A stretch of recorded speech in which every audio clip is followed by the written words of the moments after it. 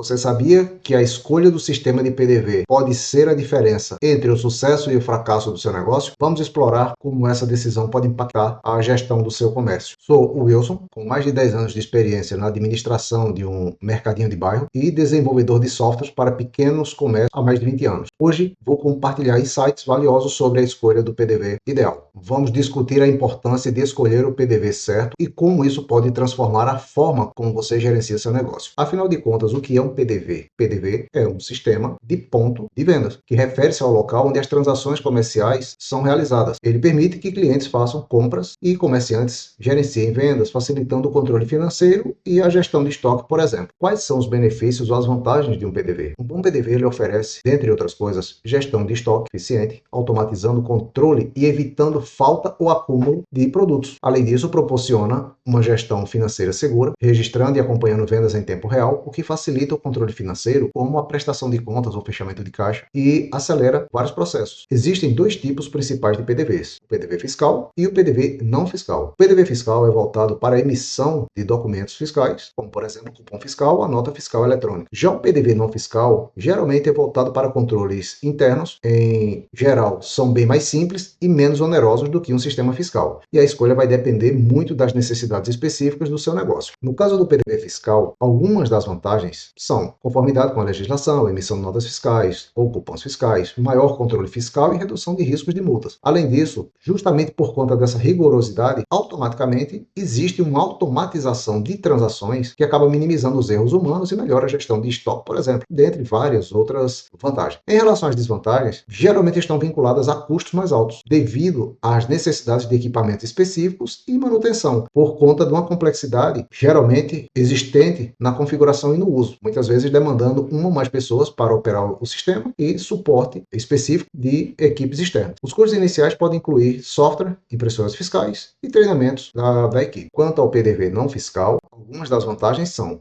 menor custo de implementação e manutenção, simplicidade e facilidade de uso, o que acaba sendo ideal para pequenos comércios que não precisam emitir documentos fiscais. Portanto, é uma opção flexível, permitindo que comerciantes operem com menos burocracia. Agora, as desvantagens estão voltadas, por exemplo, para a limitação de documentos fiscais que são exigidos por lei, o que pode resultar em problemas legais e riscos de fiscalização. E também a falta de controle financeiro robusto, que pode prejudicar a gestão e aumentar o risco de fraude. A essa altura, você pode estar se perguntando, e qual é o PDV ideal para mim, ou qual o melhor? E a resposta é que não existe o melhor, existe dentro de um contexto. Então a gente precisa avaliar vários pontos, porque naturalmente vai envolver várias coisas, como o tipo de negócio, o seu volume de vendas, a legislação local, a questão do seu orçamento, o valor que você tem disponível para fazer o investimento, questões da própria gestão da sua empresa, o quanto você está disposto a investir a nível de energia para fazer um controle dos seus processos internos, da gestão de um modo geral. A equipe que você tem também faz uma grande diferença. Se você está trabalhando sozinho, é uma realidade. Se você tem uma equipe com 2, com 3, com 10, com 100 colaboradores, é totalmente diferente a realidade. Então, não tem como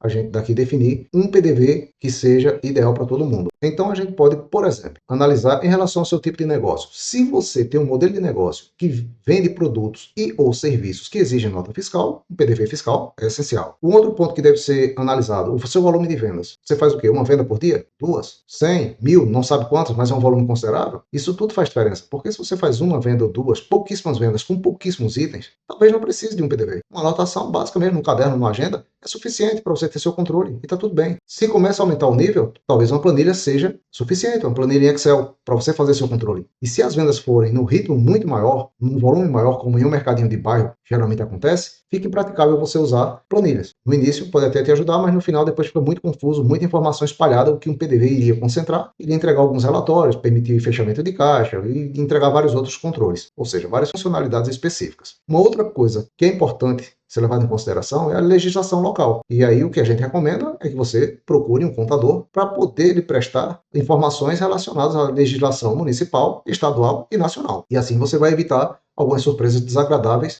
como multa, por exemplo. Além disso, precisamos considerar também o orçamento. Qual é o seu limite de investimento? Você pode estar numa fase inicial que você não tem condições de gastar absolutamente nada. Existem PDVs gratuitos. Inclusive, no nosso site tem um gratuito, que dá uma força ali, tem um controle básico de produtos e permite você fazer a venda. Então, isso você precisa considerar que não apenas esse custo inicial, mas também as taxas mensais e de suporte que tem. Todo PDV que você for fazer aquisição, analise bem. porque muitas vezes ele é barato, o sistema, mas é cobrado manutenção e acaba deixando inviável. Em alguns casos, faz total sentido. E isso também você precisa levar em consideração, porque em alguns casos, por exemplo, em sistemas fiscais, é quase obrigatório. Eu diria que em 99,9% dos casos é obrigatório você ter um suporte. Mesmo que ele não seja cobrado mensalmente, mas que você tenha alguém para consultar, porque inevitavelmente você vai se deparar com situações que você não vai conseguir resolver. É natural, as exigências mudam. A sua contabilidade pode pedir algum relatório, por exemplo, algum ajuste na parte fiscal, que dificilmente você vai saber como fazer isso. Então você precisa de suporte. Já no sistema não fiscal, pode ser que o suporte não seja necessário. Por isso você precisa ficar atento a esses detalhes, porque muitas vezes você adquire um sistemazinho simples, mas eles cobram um valor, entre aspas, absurdo, porque o sistema ele é muito completo. Só que você vai usar 5 ou 10% do sistema, mas vai estar pagando pelo sistema inteiro. Por isso é importante você entender, eu estou comprando um sistema, ele é muito bom, mas você vai estar usando tudo ou pretende usar tudo? Porque tem sistemas muito bons, muito completos. Tem sistemas que uma empresa adquire e dentro da própria empresa tem uma equipe de contabilidade, por exemplo, para cuidar do sistema dessa área fiscal. Então você imagina o porte do sistema. Mas como o nosso foco aqui é mais para micro e pequenos comerciantes, às vezes você tem um software que foi projetado para uma empresa de médio porte, é muito bom o sistema, mas para você pode ser que atrapalhe mais do que ajude, considerando que ele foi projetado para ter várias pessoas operando cada um dos módulos, e é isso que você precisa ficar atento. Minha recomendação pessoal é que você comece de forma simples. Foi assim que começamos aqui no Mercadinho, que é do meu pai, buscando o que era mais simples possível, porque a gente queria ir aprendendo aos poucos. E quando eu digo a gente, é porque a gente tem uma equipe, não era eu sozinho. Então, eu desenvolvo sistemas. Naturalmente, eu tenho uma facilidade maior de entender como outros sistemas funcionam, mas não era eu que operava 100%. Aí eu precisava de alguma coisa simples para que a equipe conseguisse entender, e a equipe pequena. Atualmente tem 12 colaboradores, mas antes tinha 4, 5, 6, e a gente precisava permitir que essas pessoas utilizassem. Por isso você precisa ter esse cuidado. É só você que está na loja, então tem que ser alguma coisa muito simples para que você consiga administrar, independente de valores. Porque de repente você faz um investimento de implantação, de licenciamento do sistema, muitas vezes faz contrato do sistema, de suporte, etc. Você vai jogar um monte de dinheiro fora. Tá? Porque não vai servir. Muitas vezes é melhor você começar de uma forma mais básica e aí você vai evoluindo gradativamente. Por exemplo, quero só controlar o caixa. Ótimo, busca um sistema que seja simples, relativamente confiável e que tenha suporte até você conseguir fechar o caixa. Fechei o caixa, agora eu quero avançar para fazer um controle de estoque mais efetivo, desde o recebimento até com conferência de estoque rotativo, por exemplo, que seria aquele estoque, toda vez que chega você já faz a conferência. Enfim, vai depender muito da situação. Eu queria só fazer esse alerta em relação ao orçamento para você levar em consideração não só o preço que está taxado lá, R$ 500, R$ 100, R$ 1.000. Observe o valor, observe também a questão do investimento adicional no sentido das mensalidades ou anuidades e no suporte. São os custos principais a serem levados em consideração. No mais, é a questão da facilidade de uso. O sistema ele é amigável, a equipe que você tem hoje precisa ser treinada para utilizá-lo, mesmo que seja só você hoje, acredito que seu objetivo seja expandir sua empresa, seu negócio. Então, na sequência, terão outras pessoas. E por isso, a importância muito grande do sistema ele ser simples, ser fácil de ser utilizado, ser amigável, porque um colaborador que entra não vai ter a mesma experiência que você tem administrando o seu negócio. Então, quanto mais simples for para ele poder manusear o sistema, melhor. Analise isso também. O sistema eu consigo operar? Eu tenho como operar ele rapidinho, o treinamento pode ser rápido, existe manual online, existe vídeo. Quanto vai demandar de mim ou da minha equipe para fazer isso? Então, isso também é um cuidado que tem que ter. Dependendo, você vai treinar a sua equipe durante uma semana, 15 dias, um mês, para depois de perder tempo, isso tudo é custo, no final de todo o treinamento, você só perdeu tempo e dinheiro. Então, sugiro, comece com algo simples, a não ser que você já tenha conhecimento, saiba de fato o que você quer e sabe onde e como está investindo. Então, eu aproveito até para compartilhar com vocês o que aconteceu conosco aqui em nossa empresa. A gente partiu de um sistemazinho bem simples, que foi onde eu comecei desenvolvendo realmente o sistema. A gente utilizava o caderno mesmo. Eu tinha muito fiado, né? A gente anotava aqui e era tudo com calculadora comum e aquelas calculadoras que, salvo engano, a marca era Sharp. Então, como eu estava começando a desenvolver sistemas, eu comecei a fazer algo que o meu objetivo era transformar aquilo que estava no caderno em um sistema. E foi daí que começou a nascer os sistemas que a gente desenvolve hoje. E nessa etapa, eu compartilho com vocês, porque tem um lado meu do desenvolvimento, mas tem outro de dentro do mercado, que meu pai fazia aquilo, a equipe foi fazendo, e a gente foi aprendendo juntos. Começamos com algo simples. Então, o objetivo era só fazer vendas. Depois que tivemos esse controle, passamos para a parte de contas a receber, ou seja, o fiado propriamente dito. E aí vieram alguns problemas, como, por exemplo, falhas de segurança, em que colaboradores furtavam, né, simulavam a venda, apagavam depois. Então, várias situações dessas, a gente vai aprendendo, e eu fui aprendendo na prática, e de uma forma, digamos, não das melhores, né, que a gente foi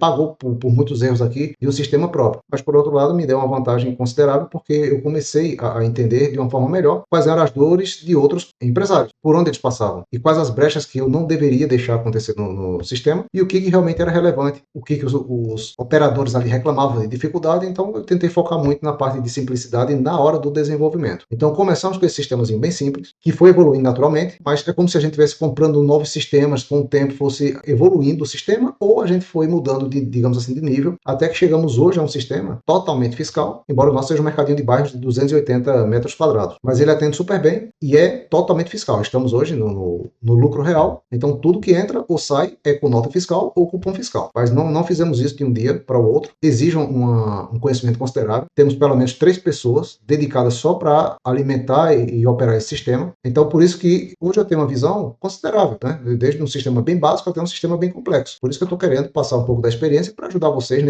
nesse mundo aí, porque os valores variam muito e não é só o valor. Por isso que eu volto a dizer, comece pela simplicidade, porque você mesmo vai perceber que está precisando de algo mais. E aí é hora de você buscar uma solução melhor ou fazer um investimento sabendo o que você precisa. Uma das recomendações é que até antes de você procurar um sistema, faça um levantamento do que você quer, certo? No nosso caso, por exemplo, antes de comprar esse último sistema fiscal, o que a gente precisava muito era de controle de estoque, de fazer um controle 100% do levantamento do que faltava para poder fazer uma cotação, de preferência online, em que os fornecedores preenchiam, a gente faz o levantamento de quem tem o melhor preço, gera o pedido, esse pedido passa para o fornecedor, fica aguardando a nota fiscal ser enviada para a gente confrontar o pedido que a gente fez com o que o fornecedor faturou. Quando a mercadoria chega, a gente usa um coletor de dados para poder verificar se os produtos que chegaram batem com o da nota. Então é um processo bem mais complexo que não dá para a gente fazer de imediato. E muitas vezes não faz sentido. Há 10, 15 anos não fazia sentido para a gente. Isso porque o volume de compras era menor, a quantidade de pessoas era menor, a gente conseguia fazer muitas operações sozinho, digamos de forma manual. Tinha erro? Tinha. Claro, mas eram erros aceitáveis. Não justificava para a gente um sistema mais complexo naquela época. Hoje,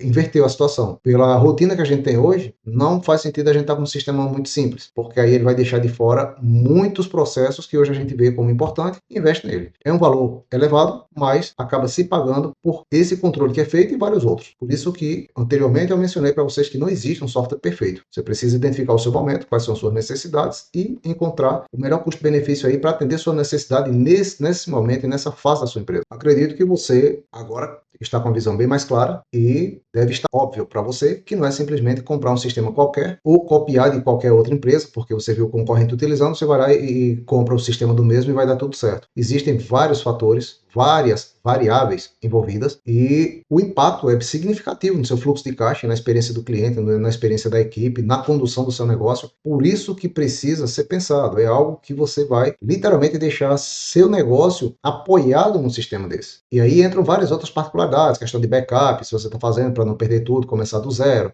vários outros fatores que a gente pode abordar em um outro momento. Mas aqui o que eu queria nessa fase final aqui do vídeo, né, caminhando já para o encerramento, mencionar algumas funcionalidades que são naturais do negócio a partir do momento que você faz um investimento em um PDV. Vamos lá, abertura de caixa seria tem a questão de trocas e devoluções, controle de vendas, controle de estoque, emissão de documentos fiscais. Então, vejamos o seguinte, no caso da abertura de caixa, o PDV ele permite, né, que você faça uma entrada inicial, em alguns casos as pessoas não fazem entrada inicial, deixa o valor fixo, por exemplo, R$100, 120 de dinheiro trocado, e aí todo operador de caixa que entra, ele já sabe que tem 150, no final do expediente, quando ele for prestar contas, ele tira os 150 e deixa lá. Não fica com aquela rotina de colocar hoje entrou R$50, amanhã é 60, depois é 50, enfim, vai variar de negócio para negócio. Mas aí, na sequência, é feito um controle financeiro, geralmente no final do dia ou no final do expediente. Isso para o fechamento de caixa ou prestação de contas do operador em relação ao trabalho dele ali durante o dia, para saber se houve troco errado, enfim, se falta ou sobra de dinheiro. Em relação a trocas e devoluções, você acaba gerenciando essas operações que afetam o caixa e o estoque e começa a aumentar a credibilidade por parte do cliente e melhora a experiência dele de compra. Tá? Isso porque em algumas situações, eu acho que provavelmente todos vocês que estão assistindo já precisaram trocar, ou algum familiar próximo foi trocar algo e alguém disse, olha, se for só até ontem a gente podia trocar, ou só troca se for com o cupom. Tudo bem, pode trocar o cupom, que é uma questão de regra para evitar problemas aí do cliente querer se aproveitar. Mas muitas vezes o cara diz, olha, a gente não faz troca, o sistema não aceita troca. E aí você acaba, tudo bem, você não vai trocar, mas aí você causa um transtorno ali para o cliente e isso acaba impactando negativamente na visão dele, do seu negócio. Então, para fazer uma troca e uma devolução sem causar nenhum transtorno, a gente consegue ter no sistema essa funcionalidade para que haja uma entrada no estoque e uma saída do dinheiro para resolver a situação da melhor forma possível, deixando o cliente com aquela credibilidade de que ele pode comprar e, caso haja necessidade, ele pode fazer a troca, mas, novamente, aí cada um trabalha da forma que deve. Espero que tenha ficado claro aí para vocês que eu estou dando só a minha contribuição a nível de experiência mesmo, mas não querendo ser dono da realidade, nem querendo, muito menos, longe de mim, querer definir uma regra absoluta ou mandar no negócio dos outros, tá? Eu sinto dificuldades até para coordenar o meu, imagina ditar regras para os outros. Aqui é mais uma troca de experiência mesmo, no intuito de passar para vocês algumas referências que ajudem de alguma forma. E se não ajudar, que pelo menos não atrapalhe nada ou evite que vocês, digamos assim, tropecem em algumas pedras que eu já tropecei. Então, basicamente, essa é a minha intenção.